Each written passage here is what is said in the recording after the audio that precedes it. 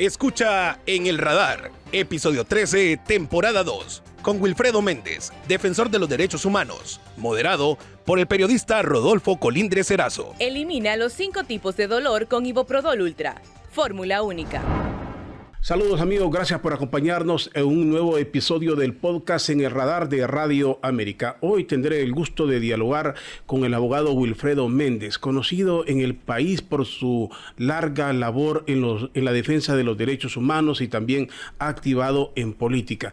Vamos a hablar de esto y la parte política donde pareciera más altibajos producto de las circunstancias, pero que sea él quien nos va a contar todo esto. Wilfredo, gracias por acompañarnos aquí en este podcast de Radio América En el Radar. Bueno, para mí, Rodolfo, es un gusto siempre estar con usted y ahora en este programa El Radar le estaba diciendo que era mi primer participación en un podcast, así es que esperemos que salga bien esta entrevista, porque para mí siempre ha sido muy grato conversar con usted, ¿no? Por el conocimiento, por su forma de abordar las cosas, así es que vale la pena estar aquí con usted. Bueno, Wilfredo, como decía aquí en la introducción, conocido como defensor de los derechos humanos y últimamente también en la parte política, quiero comenzar con esto. ¿Dónde nace esa inquietud? ¿Por qué ese camino de los derechos humanos? ¿Hubo algo que lo marcara y que lo llevara por esa ruta? Sí, mis circunstancias de vida me marcaron que yo caminara y transitara por este tema de los derechos humanos. Y es que me declaro un humanista. Yo nací en la frontera con Nicaragua, en El Paraíso, por las manos, y ahí crecí. Por lo tanto, desde pequeño miré ese tema del conflicto armado en los años 80. Recordaremos pues que la guerrilla, la contrarrevolución y también el sandinismo se enfrentaban en ese momento, incluso por temas familiares, Rodolfo. Tuve primos que mi tía se ponía a llorar a veces porque ella fue a vivir un tiempo a Nicaragua, tuvo sus hijos allá y unos tomaron la vía del sandinismo y otros de la contrarrevolución. Entonces imagina 2 hermanos que en algún momento podían encontrarse en el conflicto armado, primos. Así es que cuando yo veo el conflicto armado, me incorporo a los 11 años a el trabajo humanitario con la Cruz Roja allá en la población para ser un socorrista, un voluntario. En eso conocí el tema del trabajo en el derecho internacional humanitario, conocido también como derecho de guerra, para poder auxiliar a las personas en combate que caían, ya sea heridos o bueno, auxiliarlos hasta donde fuese posible, lógicamente recoger los muertos, si era la triste historia, y estudié el derecho internacional humanitario. Eso para mí fue impactante en mi vida, porque el derecho internacional humanitario me enseñaba que aún en el conflicto armado había ley, que aún en las peores de las adversidades había que generar un grado de humanidad. Cuando ya vengo a la universidad, me incorporo como voluntario a una organización de derechos humanos, de la cual todavía soy miembro asambleísta, al Centro de Investigación y Promoción de Derechos Humanos, primero como voluntario, y ahí retomo un camino con los derechos humanos, pero también con el derecho humanitario aquí en Tegucigalpa. Me llama la atención eso de la zona fronteriza, porque tal vez nosotros acá ya en el interior, ya en la parte central del país, no vivimos mucho el ambiente fronterizo. En la frontera, ¿cómo se vive? ¿Se siente el cariño por los 2 países? ¿Se siente parte hondureño, parte nicaragüense? ¿O cómo se sentía en esto? ¿Se siente más hermanado con el país vecino? Lo que pasa, Rodolfo, es que mucha de mi población, por ejemplo, de San Antonio de Flores, donde vienen mis papás y donde yo realmente nazco, y después muy pequeñito voy para El Paraíso, toda esa zona fronteriza. Entonces hay personas que preferían ir a los centros de salud en Nicaragua porque los trataban mejor y parece que la historia sigue siendo igual. Entonces hay una hermandad entre los pueblos nicaragüenses, hondureños, como lo hay en la frontera guatemalteca, hondureña o la frontera salvadoreña, hondureña. Creo que hay un sentido de hermandad en estas fronteras que generan lazos muy fuertes y además lazos familiares, ¿verdad? Entonces creo yo que eso lo hace más difícil, porque imagínense que a mí me tocaba estar yendo a los centros de refugio. Se crearon, ¿se acuerda?, grandes centros de refugio en Jacaliapa, en Tiupacenti, en Danlí, y nos tocaba ver a los hermanos nicaragüenses ahí, ¿verdad?, huyendo de la guerra, del conflicto, y eso pesa mucho a pesar del dolor que uno sentía en ese momento. Pero veo esto, lo llevó al camino de los derechos humanos, a estudiar la ley, dijo usted, aún en la guerra. No le dio por el fusil. que mucha gente dice más bien se vio motivado más bien para incursionar en movimientos guerrilleros, así, ¿o no? Fíjese que hay otro factor importante, ya que usted menciona eso, y es que en ese tiempo a los socorristas nos formaban militares y policías. Es decir, nosotros incluso nuestra indumentaria era muy parecida, teníamos que usar botas, todo muy bien disciplinado, nuestra faja, nuestro corte de pelo y todo. Los formadores nuestros eran policías o militares. ¿Por qué? Porque teníamos que en el caso de entrar en una incursión, por ejemplo, a un rescate, teníamos que aprender a caminar, a rampar, a ascender, descender, a tener lectura de mapa por si quedábamos en una zona en la que teníamos que poder auxiliar. A pesar de esa dureza, porque era también muy duro, me recuerdo en una ocasión que estábamos en la laguna de San Julián, en Danlí, un frío enorme, y nos levantan, o sea, yo era mi primera ocasión que participaba en eso, y bueno, y uno dormía en calzoneta, pues, y nos levantan a las 2, 3 de la mañana para ejercicio físico duro, así es que al día siguiente dormí con ropa. Ese día me fue muy mal porque el frío fue terrible. A pesar de esas circunstancias, nunca me dio por el tema militar, el tema policial. Sí, le digo que en alguna ocasión pensé ser aviador, incluso me fui para Comayagua para poder inscribirme, pero en el último momento ese no era mi camino. Bueno, y su familia se quedó ahí en Nicaragua, usted se involucró, miró la necesidad de incursionar en los derechos humanos. Me llama la atención porque mucho lo lógico sería huir más bien de la zona. Es decir, aquí están en guerra, mejor me voy más al interior y menos en la frontera. No fue el caso de su familia, entonces. Lo que pasa es que mi familia, más bien la familia que estaba en Nicaragua, se vino para Honduras, ¿verdad? Se vino para Honduras huyendo del conflicto armado en Nicaragua. Se establecieron en la zona de Jamastrán, por esa zona, y mi familia que venía de San Antonio de Flores a trabajar en los centros de tabacaleras en Danlí y después en el café, yo creo que no hay para dónde ir en esos momentos, Rodolfo. Yo creo que un campesino, una familia campesina no tiene para dónde huir. Yo recuerdo que las fincas cafetaleras estaban minadas. La gente perdía sus cafetales porque si usted entraba, pues perdía sus piernas o perdía su vida, ¿verdad? Entonces, cuando uno está atrapado en medio de la guerra y la pobreza, como que no hay mucho lugar para dónde ir. Y ese era un tiempo en el que Guatemala estaba en conflicto armado, El Salvador también, Nicaragua también. Nosotros más bien supuestamente éramos una isla de paz, pero sucede que yo miraba como 3 ejércitos en el paraíso donde yo vivía, la contrarrevolución, el ejército estadounidense, el ejército hondureño. Entonces no sabía qué pasa aquí, ¿no? Cuando quedábamos sin comida porque todo estaba minado, porque era la guerra, el conflicto, no habían frijoles, no había maíz, llegaban a la zona frijoles grandototes que uno nunca los había visto en su vida y tocaba comer eso, ¿verdad? Entonces yo creo que el haber incursionado como voluntario socorrista me ayudó muchísimo en el tema humanitario. Y otro elemento muy importante, Rodolfo, es el voluntariado. Mire, yo aprendí en el voluntariado a hacer el mejor trabajo posible, y recuerdo un conferencista que decía, usted como voluntario, si usted hace muy bien las cosas, se imagina el día en que trabaje, lo hará muchísimo mejor. Yo creo que ahí viene también mi vocación al trabajo y al estudio. Voluntariado, socorrista, el derecho a la vida, a las personas. Sí.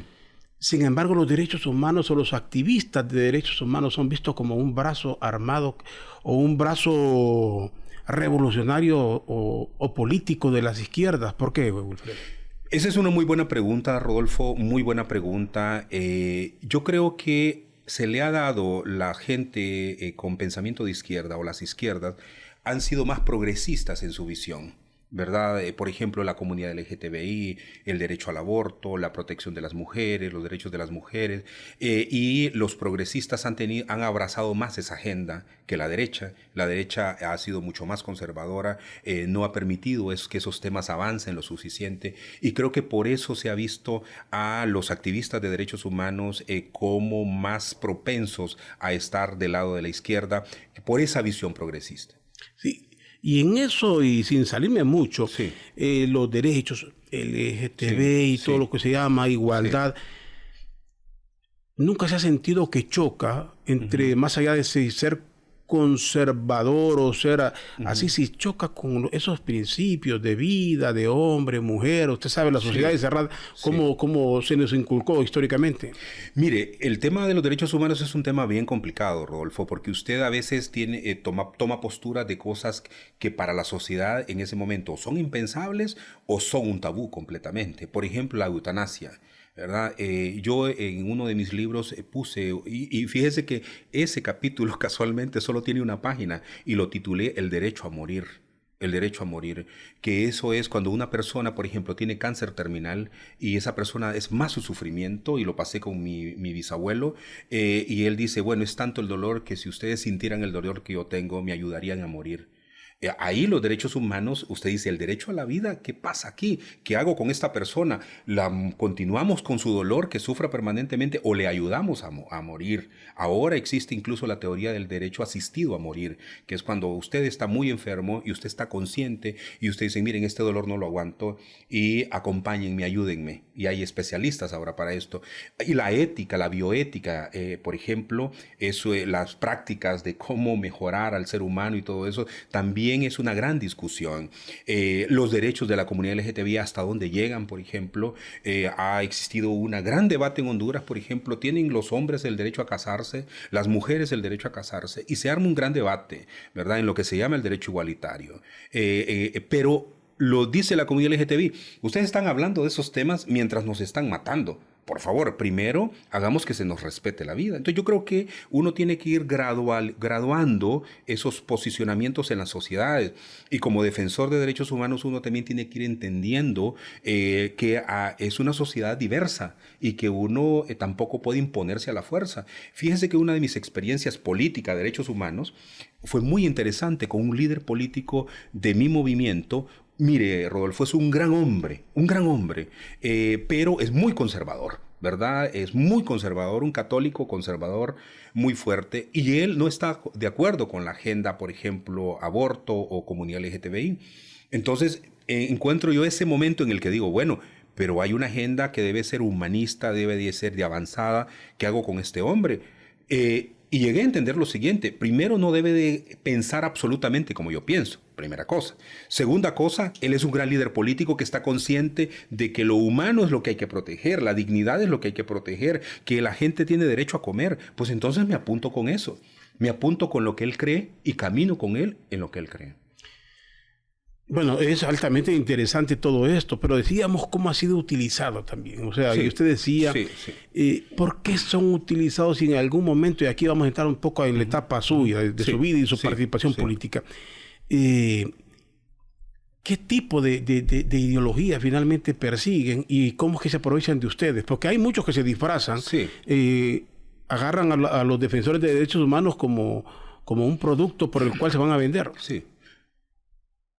No hay duda, Rodolfo, que hay vividores de los derechos humanos. Esa gente es nociva para la propia agenda de los derechos humanos y causa mucho daño también a todo el proceso evolutivo de los derechos humanos, porque esos instrumentalizan los derechos humanos para su beneficio personal, tanto económico como de liderazgos. Por eso usted ve que hay ONGs que tienen eternos directores de derechos humanos y no hay un proceso de cambio, pero se llenan la boca hablando de que el liderazgo nuevo, las juventudes, pero ellos mismos evitan que haya un proceso de relevo en sus propias organizaciones.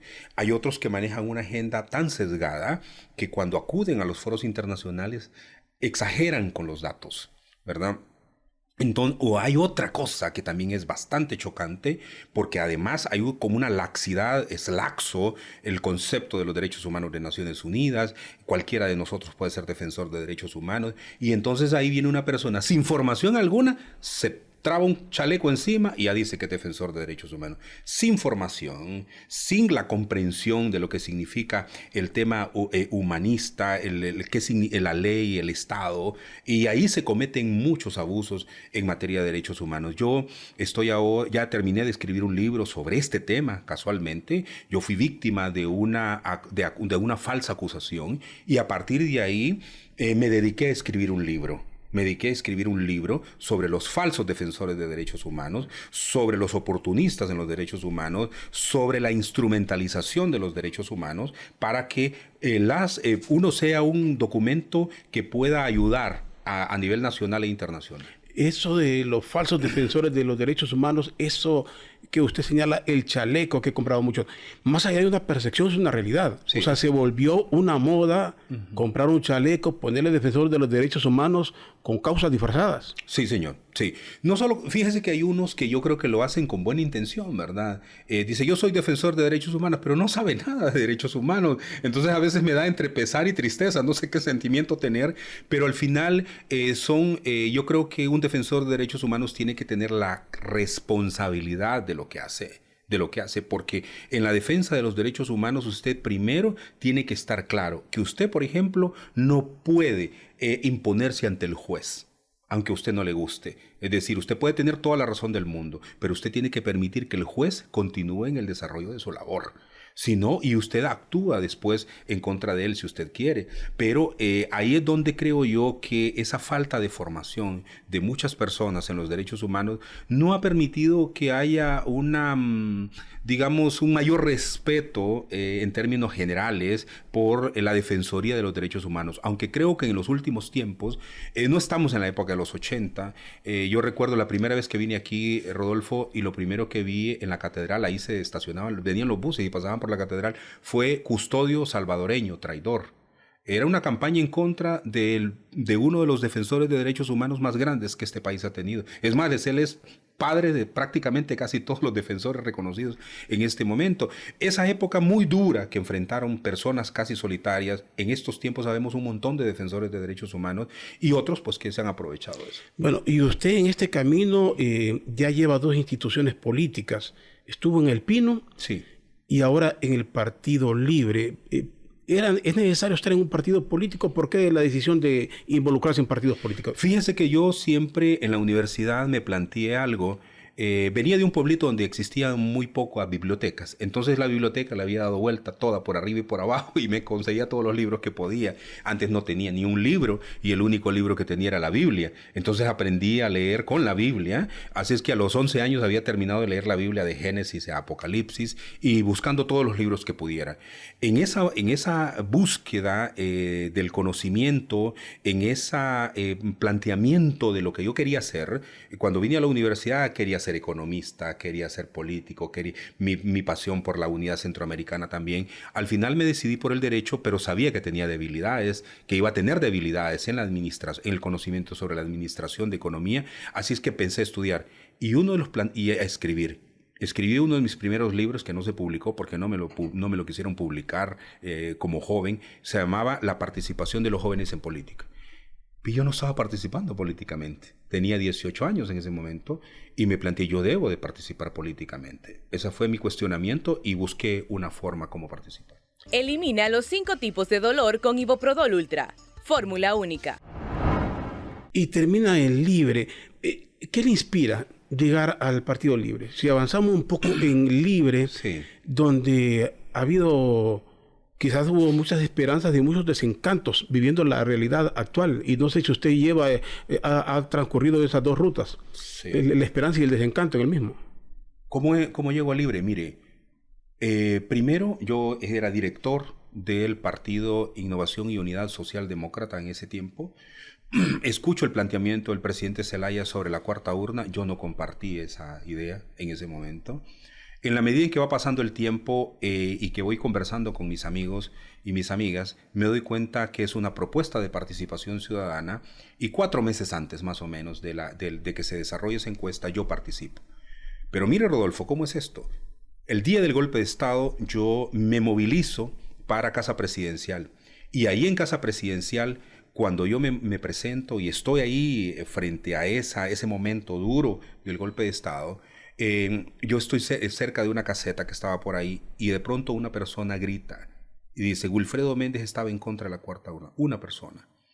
En ese momento hay una movilización, Rodolfo. La gente actúa, mire, el comportamiento social es bien complicado, ¿verdad? Sin saber, sin conocerme, mucha gente se va encima mío a golpearme.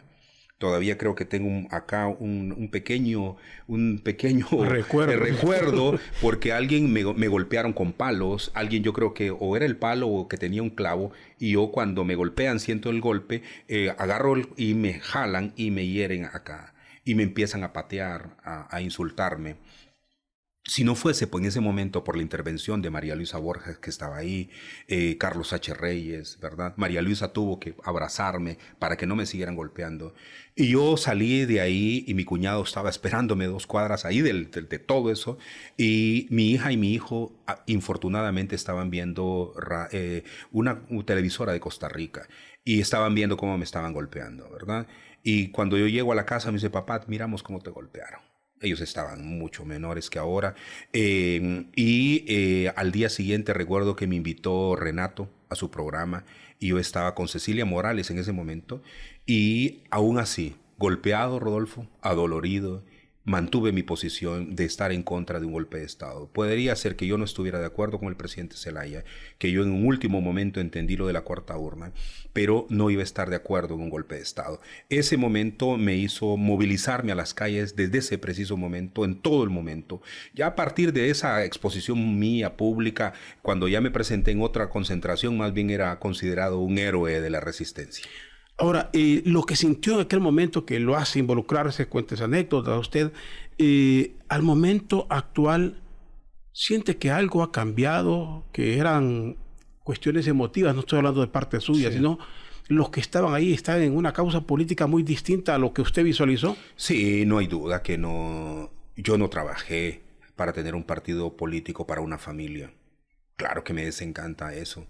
Yo trabajé para un partido que fuera el brazo social, el brazo político del movimiento social. Para eso trabajé, para un partido con una agenda construida por todos y por todas, entendiendo que Libre no solo era de un pensamiento político definido, sino que era de multipartidario, un pensamiento diverso, y que en esa diversidad de los que estábamos en contra del golpe de Estado, independientemente de que fueran liberales, que venían del PINU o que tuvieran un pensamiento incluso conservador, fueron los que constituimos la resistencia nacional en ese momento y que se le dio nacimiento a un partido político con una agenda estrictamente social por justicia social. Cuando en este momento veo el ejercicio de gobierno y la forma en que está dirigido el partido, claro que mi nivel de tristeza y desencanto en todo este tiempo es enorme. El partido que yo soñé, que yo trabajé para que se construyera, no es el que en este momento está dando las expectativas que la población tenía. Siempre se ha hablado, y lo hacía el expresidente Zelaya, el soberano, siempre se hablaba del soberano, el pueblo, pero con lo que estamos viendo y lo que usted relata, es mentira que es el soberano. Cierto. Aquí es el interés del político, lo que estamos viendo. Entonces, es correcto. Mire, mucha gente, incluso diputados, he escuchado decir el soberano Congreso Nacional. Los abogados le dirán, o los constitucionalistas, de que es una equivocación. El soberano es el pueblo. Los diputados son delegados del pueblo en esa representación. Siempre se habla del soberano y al momento de la toma de decisiones son decisiones personalísimas, de control de un sector determinado, de intereses particulares, de intereses mezquinos, antidemocráticos, no participativos. Eso me pasó a mí en la elección pasada. Si el partido, quien dirigía el partido, porque no sé, yo no puedo echarle la culpa al partido, sino a quienes dirigen el partido, no tienen una conducta democrática, no permiten una participación realmente genuina, no dan los espacios democráticos, no se trabaja en igualdad de condiciones y quienes tienen la ventaja son los que la persona quiere. Un partido no puede seguir siendo coordinado como en este momento lo ha hecho el presidente Zelaya para los intereses de su familia o de su sector. Los demás candidatos entonces quedan en una desventaja muy grande. ¿Libre terminó siendo un partido tradicional? Libre en este momento creo que puede rescatarse como partido. El comportamiento de la dirigencia en este momento es un comportamiento tradicional. La dirigencia en este momento de Libertad y Refundación, quienes están al frente y lo dirigen, están comportándose como los demás grupos tradicionales que han controlado los partidos. Pero es que ellos han sido tradicionales, vienen del tradicionalismo, el mismo presidente Zelaya, ¿no? Sí, lo que pasa es que hubo un discurso de cambio, hubo un discurso de estoy en la izquierda y por estar en la izquierda entonces hay un cambio divino en todo eso. Ese cambio divino no ha existido. Ahora vemos realmente la careta, cómo es, el momento en que se impone impone y se asalta a un Congreso Nacional y que se impone a patadas, eso es antidemocrático completamente. En el momento en que la Corte Suprema se manipula y se le escupe a la justicia, nombrando los fiscales que les da la gana y nombrando los magistrados que les da la gana, eso es completamente antidemocrático y no está en el marco del pensamiento del Partido Libertad y Refundación. Por eso es que nosotros hemos dicho, tenemos que rescatar el partido. Pero ese rescate de este Partido Libre es un camino difícil, tortuoso, sí. No es nada democrático lo que están viviendo adentro.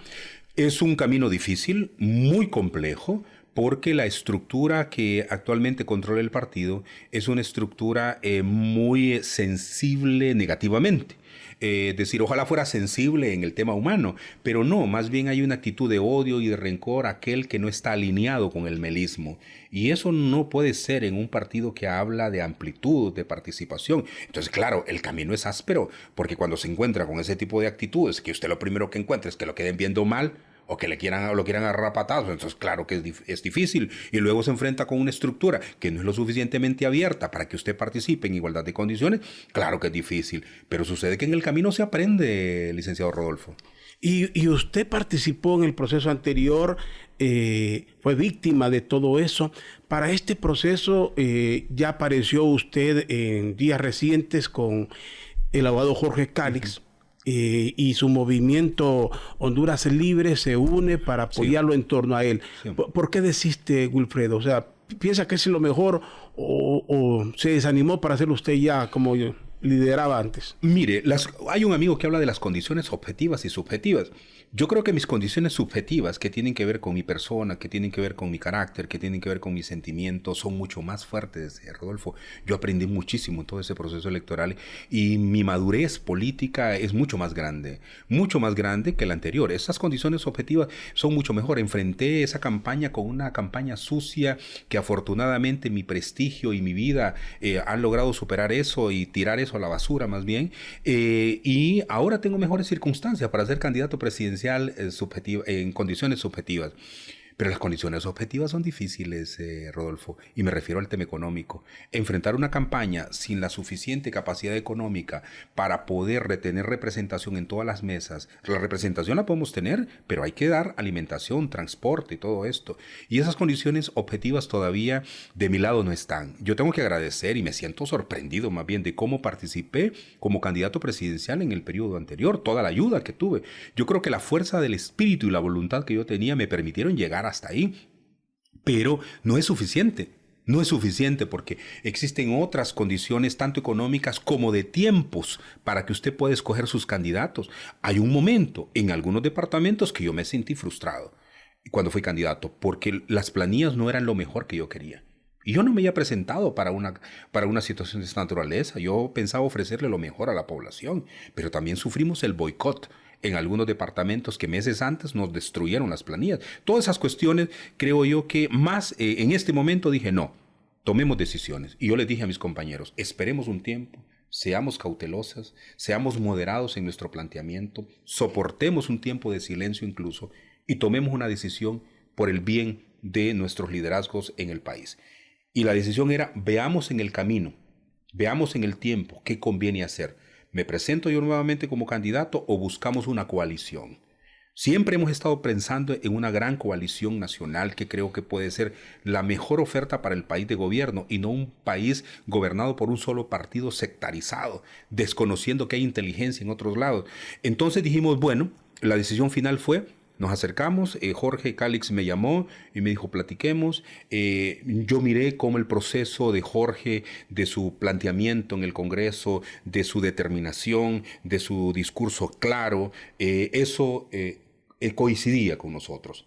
Y dijimos, bueno, si nos queremos presentar fuertes, nosotros tenemos estructura, Jorge tiene estructura y hay otros actores que van a participar y si nos juntamos vamos a tener más confianza de estos que nos pueden apoyar, por ahí vamos. Bueno, tienen estructura, tienen más fuerza, pero no tienen el control de los órganos electorales. Sí, los órganos electorales están controlados por los que los controlaban cuando usted participó, puestos por las mismas personas. Bajo ese panorama, ¿dónde nace el optimismo? ¿Qué puede cambiar para que esas personas no sean las que frustren el camino por la vía antidemocrática?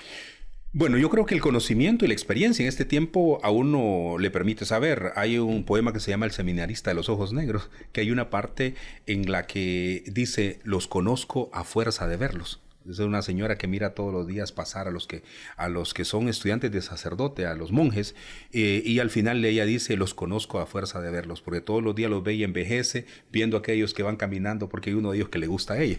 Entonces, en esta circunstancia, le diría a Rodolfo, los conozco a fuerza de verlos, a la fuerza del tiempo y lo demás. ¿Cómo podemos nosotros desmontar esto? Es el reto, el desafío que tenemos. Primero, no dejarnos vencer. Porque si nos dejamos vencer nosotros, que ya hemos transitado esto, va a ser más difícil para los que vengan atrás de nosotros. Tenemos que insistir, persistir hasta lograr el propósito. Y aquí entonces pasan los siguientes elementos. Ante entes controlados electorales, nos queda la fuerza electoral. ¿Qué significa? Que en la elección el triunfo tiene que ser contundente, para que no haya forma de revertir ese triunfo electoral. Y en eso estamos. En estos últimos días hemos conocido una encuesta donde Jorge tiene un 60% de preferencia frente a un 28% de Rixi. Si nosotros mantenemos ese nivel, o sea, no habrá forma, por mucho que quieran hacerlo, de obviar esa realidad electoral en ese momento. ¿Y creen que puedan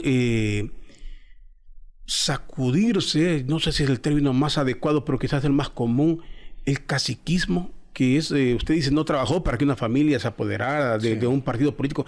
¿Cree que eso va a cambiar? ¿Hay esperanzas de que eso pueda cambiar realmente? Yo soy un hombre de esperanza, Rodolfo, primero porque yo insisto, ¿verdad? Porque trabajo, porque cada día me dedico. La esperanza no solo es sentarse, ¿verdad? No. Es que hay que caminar, hay que moverse como el tiburón, que si no se mueve, se muere. Entonces, tenemos que estar en un movimiento constante para que esa esperanza del mejor llegar en la medida en que vamos caminando, se va acercando a ese lugar que tenemos. Así es que yo creo que primero no quiero cerrarme a decir estos compañeros fueron antidemocráticos, ya no los quiero. No. Yo he estado trabajando mucho sobre mi sentimiento, he estado cuestionándome mi propia labor como defensor de derechos humanos y en este sentido digo yo, bueno, hay como llamémosle un caciquismo o lo que sea, control total de esto, nos causaron mucho daño en el pasado. Yo no quiero arrastrar esos rencores.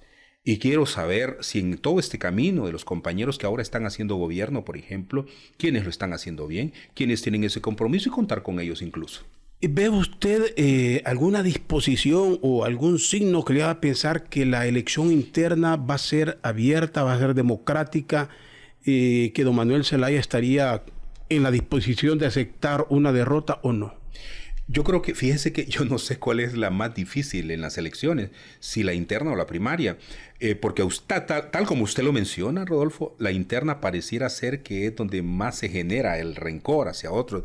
Yo recuerdo que teníamos una relación muy buena con el presidente Zelaya. Yo se lo dije aquí, bueno, yo no me puedo quejar, hay una relación abierta con el presidente Zelaya, nos comunicamos. Pero el día en que nosotros decidimos que el movimiento, porque yo estaba de acuerdo con el que el presidente Zelaya siguiera en la coordinación, pero el movimiento, y yo soy respetuoso, eso es lo que yo quería, pero el movimiento decidió presentar una candidata distinta al presidente Zelaya. A partir de ahí, el presidente Zelaya cerró comunicación conmigo, no me volvió a contestar, porque nosotros habíamos desafiado a la coordinación general el control del partido. Creo que eso genera, Rodolfo, una de las mayores molestias internas y de un grupo muy sectario, de un grupo que está alrededor de él que también yo creo que respiran el mismo aire. Hay personas en Honduras, le pregunto, el Partido Liberal, el Partido Nacional, Hoy Libre, que lo que más les interesa, aún y cuando quieran llegar al poder, es tener el control del partido. Prefieran perder una elección general, pero no el control del partido. ¿Eso estamos viendo en Libre hoy en día? Yo creo que como Libre tiene en este momento el partido representado en la familia Zelaya, Castro Zelaya, creo yo que tienen las dos cosas. Tienen el poder público y tienen el control del partido. Pero no hay duda que el control del partido ha permitido en otros momentos, antes de que Libre llegara al poder, tener esa capacidad de negociación con otros. De ahí que yo le diría, bueno, la presidencia del partido no sería tan importante si al final la agenda fuese la agenda del partido frente a la población. Pero como la agenda ha servido para instrumentalizar al partido, para negociar con el Partido Nacional, para negociar con el Partido Liberal, con quienes tienen el control en este momento, entonces al final la instrumentalización del partido sirve para esos intereses de grupo. ¿Y cuál va a ser el futuro de Wilfredo? Se unieron acá estas fuerzas políticas dentro del Libre. ¿Busca la coordinación del partido? ¿Buscará una diputación? ¿Cuál es su mirada política hacia adelante? Primero, Rodolfo, mi mirada política es un proyecto de largo plazo. La gente que se desespera por un corto plazo es preocupante porque no invierte en el presente ahora, es decir, no busca los mejores liderazgos. Yo siempre que estoy en una reunión estoy tratando de ver que jóvenes, que hombres y mujeres tienen futuro. Hay que invertir en ellos para que sean el relevo y que de verdad desde ahora vayan constituyéndose en actores directos.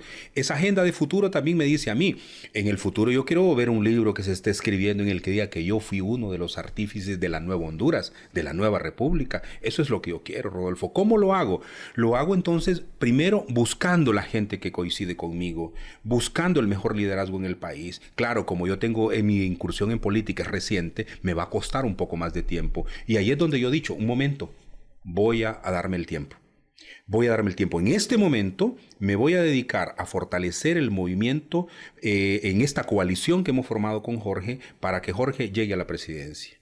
He asumido en la conversación que hemos tenido con Jorge la jefatura de campaña del movimiento con Jorge Calix, así es que voy a estar al frente de todo este proceso. Ya inicié durante estos días ya acercamientos con los coordinadores de trabajo e impulsar, y yo le he dicho algo a él, comprometámonos, por lo menos conmigo desde mi interés, en una agenda de gobierno o un gobierno a la sombra, para que nosotros desde ahora, con toda la instrumentalización que se ha hecho de los partidos, no caigamos en esa trampa de solo estar hablando, sino que hagamos nosotros, con hechos concretos, agenda de gobierno, cómo están operando y qué podemos hacer a futuro. Finalmente, Wilfredo, en este momento, las elecciones, si fuesen en este momento como tradicionalmente se dice, ¿cuál sería la posición del Libre? ¿Gana o pierde así como están? ¿Y qué tendría que hacer para mantenerse en el poder? Si en ese momento fueran las elecciones, creo que el Partido Libre pierde, porque el partido ganó la presidenta Xiomara por el rechazo a Juan Orlando. El fuera Jo fue lo que marcó esa diferencia. Así es que ese más de 1,5 millones que obtuvo de votos, muy difícil que los obtendría ahora. Se necesitaría una alianza posterior que podría ser con el Partido Liberal para poder ganar una elección, y además que el simpatizante, el voto independiente, pues tuviera una mirada hacia el partido. Pero si hay una mala gestión de gobierno, si el gobierno no mejora en este tiempo que resta, el candidato electo, Jorge podrá ser el mejor candidato del Partido Libertad y Refundación, pero le pasará la factura el gobierno de la presidenta Xiomara. Por lo tanto, el planteamiento de Jorge, pasadas las elecciones primarias, tiene que ser mucho más atrevido, tiene que ser mucho más comprometido, tiene que generar un proceso nacional de confianza en todo eso, y que vea que él no va a continuar con estas mismas prácticas que el día del discurso él planteó, haciendo un análisis interno. Creo que eso se superará con esos elementos que le menciono. Sí. Y lo último, ¿qué marcó ese decaimiento del Partido Libre? ¿El sectarismo? ¿Qué fue lo que marcó eso? Que se viniera a plome toda esa imagen del Libre. El sectarismo, las conductas antidemocráticas internas, la falta de participación igualitaria de todos, el hecho de que consideren que todos somos libres, no solo un grupo. Creo que esas cosas afectaron primero a lo interno, porque el primer proceso, licenciado Colindres, tuvo que haber sido un proceso de reconciliación interna. Pero si no existió, imagínense, ninguna reunión de los candidatos a la presidencia cuando yo participé, mucho menos para que después se nos llamara, ¿verdad? Entonces yo creo que esa visión sectaria hasta ahora ha afectado. Esperemos, uno nunca sabe, que haya un proceso de cambio divino en todo eso, y que haya esa reorientación de la gestión gubernamental para que de verdad sea la expresión de lo que hemos querido como Libre. Bueno, interesante, licenciado Wilfredo Méndez, le agradezco, abogado. Si perdido licenciado, pues, no, yo no tengo ningún problema con eso de los títulos. Pero es abogado. Sí. El abogado Wilfredo Méndez. Gracias, Wilfredo. Vamos a seguir dialogando cómo evoluciona todo esto, pero sí queríamos conocer un poquito más de quién es Wilfredo y la visión política hacia adelante. Gracias, Wilfredo, por estar aquí. Gracias, Rodolfo, y un saludo a los que siempre están pendientes de sus podcasts. Gracias. El abogado Wilfredo Méndez, defensor de los derechos humanos y ahora también en política, nos acompañó aquí en este episodio de En el Radar de Radio América. Gracias a todos y los invito para uno nuevo. Elimina los 5 tipos de dolor con Iboprodol Ultra. Fórmula única. Encuéntranos como Podcast Radio América HN en Spotify, Deezer, Google Podcasts, Apple Podcasts y en nuestra página www.radioamerica.hn.